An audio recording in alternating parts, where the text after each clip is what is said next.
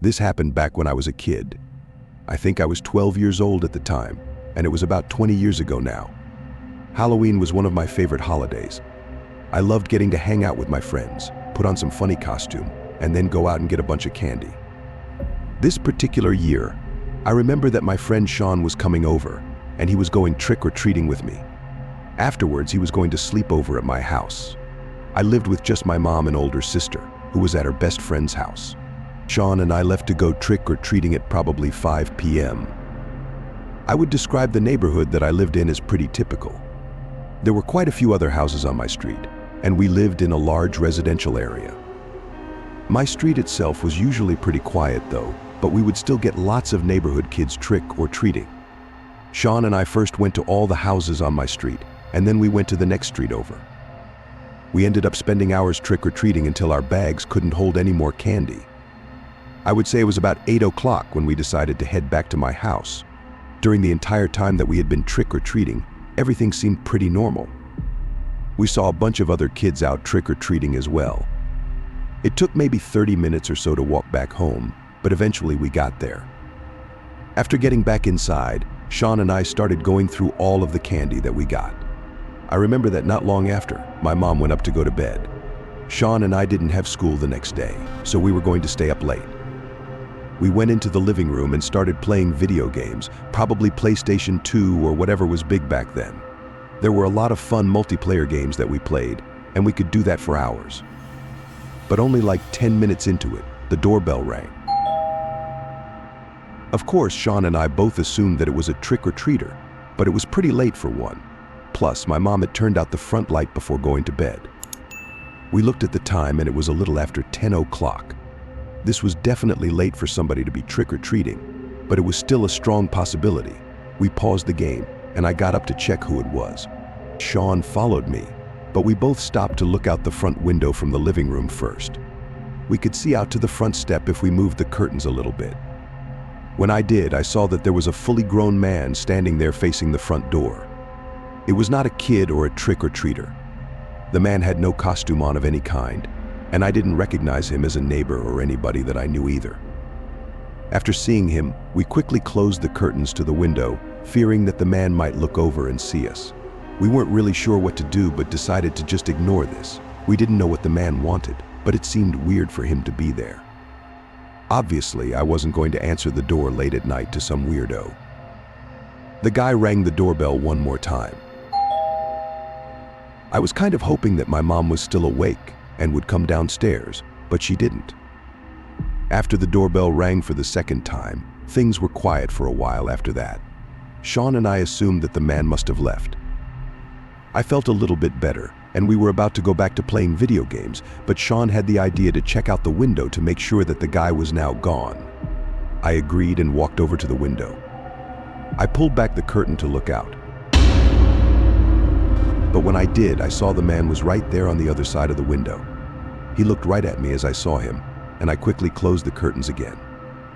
Sean and I both sprinted out of the room and upstairs to get away from there. We went into my bedroom and closed the door behind us. I was really scared, but I felt like we would be safe up there. We didn't know what the man was doing in our yard or right next to the window, but I was hoping that he would just go away. Sean and I were talking to each other about what we had just seen when suddenly we heard the sound of glass breaking coming from downstairs. When I heard this, I got 100 times more scared than I already was. Sean and I both ran out of my bedroom and down the hall to my mom's bedroom. When we got inside, she woke up, and I told her what was going on. There was a phone in her bedroom, and she picked it up to call the police. I went over and locked the bedroom door. Then we all went into the closet of the bedroom and got inside of it. We didn't hear any noises, but the guy was downstairs somewhere. It felt like forever as we waited for the police to arrive. I was just hoping that we wouldn't hear the sound of somebody walking down the hallway or the sound of somebody at the door. None of us had any idea who this guy was or why he was here. After waiting for probably 10 or 15 minutes, the police finally got there. They searched the house, but the guy had left. He had broken the front living room window, right by where we had seen him. Several parts of the house downstairs had things messed up, and a couple of items were stolen. We were mostly just happy that the guy was gone, though. I'm not sure why he broke into the house. I was pretty scared for the rest of the night and thought that the guy might come back, but luckily he didn't. That was definitely my scariest Halloween memory.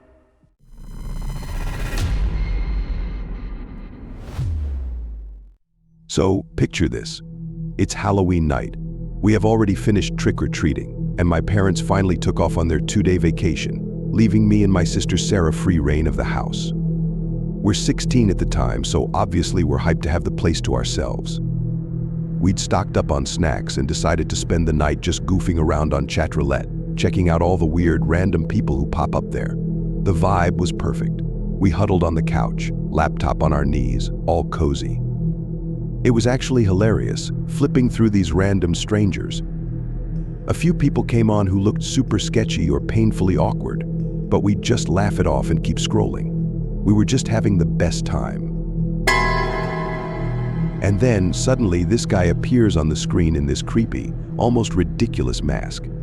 It looked like something a wannabe serial killer would wear. The mask was so unsettling we both screamed a little. I laughed, half freaked out, and nudged Sarah. "Look at this weird guy." "Yeah, what's with not showing your face?" she added. We were pretty much poking fun, figuring he was just another random trying to be scary for Halloween. But he was dead silent, just staring at us with these scary eyes behind the mask.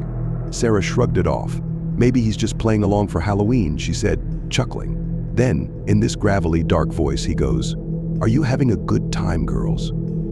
I just laughed, brushing it off. "Oh yeah, tons of fun. Parents are gone, we're on our own tonight." He paused a second, then said, "I will come to you." We laughed. Like, how cheesy, right? Sarah even challenged him. "Yeah, sure, good luck finding us," and we switched the chat to a cute guy. We were back to giggling and flirting, totally forgot about Mr. Creepy Mask. An hour or so later, just as we decided to switch to a movie, the doorbell rang.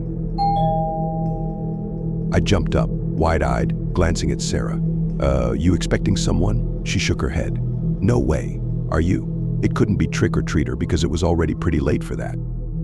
I got up, a little on edge, and peered through the peephole.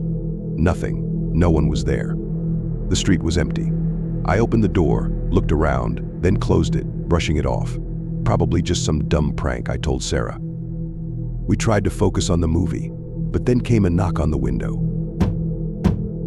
Sarah jolted. "Is someone out there?" I crept up, pressing my face close to the glass, but there was no one outside.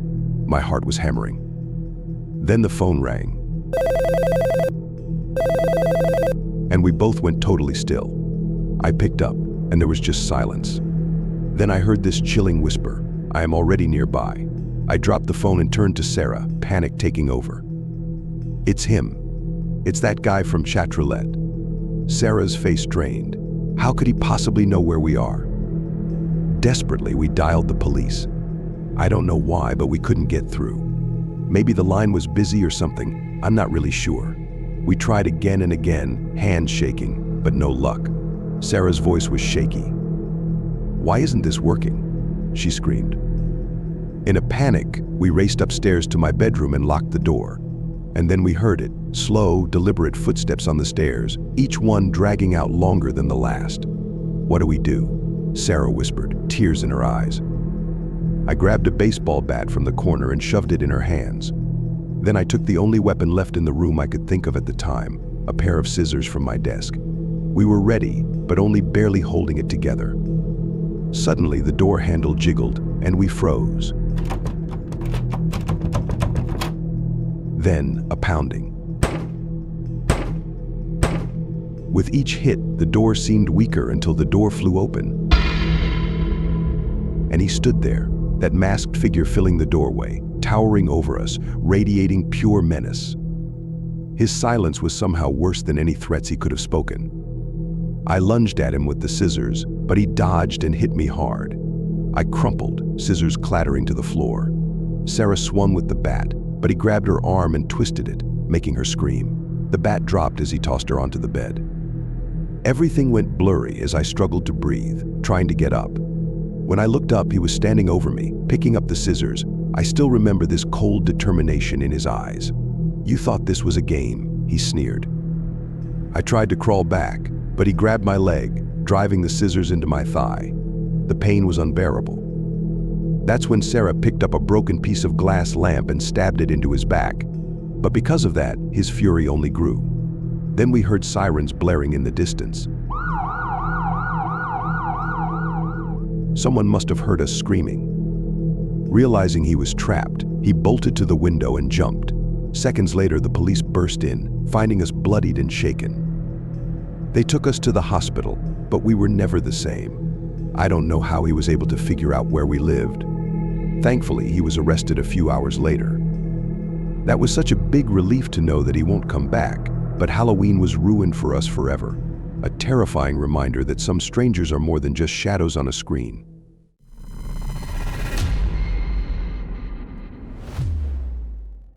This story takes place years ago when I was a kid. For some context, it was probably about 2003, if I had to guess, and I was about 6 or 7 years old. Even though I was so young, I think I remember this night pretty well. I got really excited for Halloween when I was younger because I loved trick-or-treating and getting lots of candy. The whole day was always a fun time. I remember that year I was going trick-or-treating with my older sister, who was about 10. Our parents trusted us to go trick-or-treating around the neighborhood by ourselves, and they would stay back with my younger brother. He was very young, maybe like 3 years old. My parents would hand out candy and take care of him while we were gone. Our neighborhood had lots of houses in it, and they were all roughly the same sizes. At the end of the street, there was a park, and then more streets of houses past that. We were planning to go down our street, and then maybe 2 or 3 more of the closest other streets. We didn't want to go too far out, and our parents had also told us not to. I'm not sure what time we left to start, but the sun was just beginning to set. I was a race car driver for Halloween, and I don't remember what my sister was, but there were quite a few other kids out, and we saw some walking down the street as we were leaving. One by one, we went to the houses on our street. We knew some of the neighbors around nearby, and they all said hi to us. Soon, though, we got towards the end of the street, where we didn't know the people as well. It was around this time when I remembered that a van drove past us. The street was generally pretty quiet, but it wasn't uncommon for cars to drive by. The only reason I remember the van is because it drove past us going the other way, just like a minute later. When it drove past us, it was also going extremely slow. Our parents had always told us to be aware of slow driving cars. It was probably just somebody with kids who were trick-or-treating, though. My sister and I went to the next street over where the van had come from. The street connected at the end, and we started at one side of the street and then went to all of the houses. Then we crossed to the other side, went to all of those houses, and then we wrapped around to the park. When we were almost done with that street, the van drove by us again for a third time. This time my sister said something. It was still going very slowly, and my sister mentioned something about how we kept seeing this van. It certainly was a little bit strange.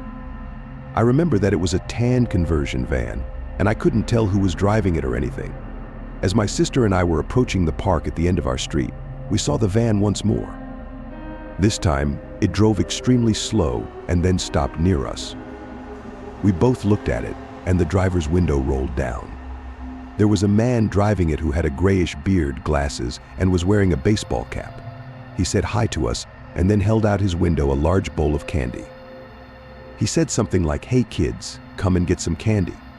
I remember he had a big smile on his face. Now, my sister and I were always told not to approach strangers and obviously not to approach strange vehicles either. But being that it was Halloween and it looked like he was just passing out candy, this seemed different. I mean, you would never knock on all of your neighbors' doors at night, but on Halloween that was okay. We stood there just staring at the guy for a moment, and he told us that it was all right and waved us over.